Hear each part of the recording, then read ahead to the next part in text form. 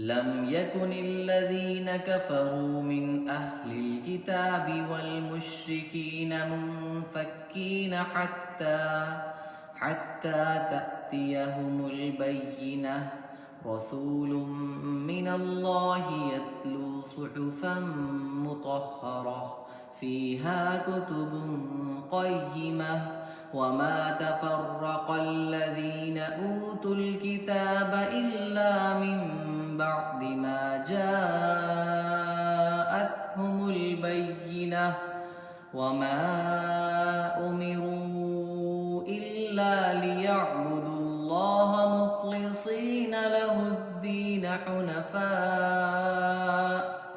حنفاء ويقيموا الصلاة ويؤتوا الزكاة وذلك دين القيمة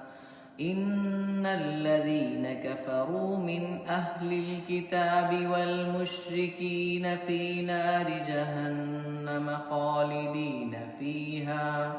أولئك هم شر البرية إن الذين آمنوا وعملوا الصالحات أولئك هم خير البرية جزاؤهم عند ربهم جنات عدن تجري من تحتها الأنهار خالدين فيها أبدا رضي الله عنهم ورضوا عنه ذلك لمن خشي ربه.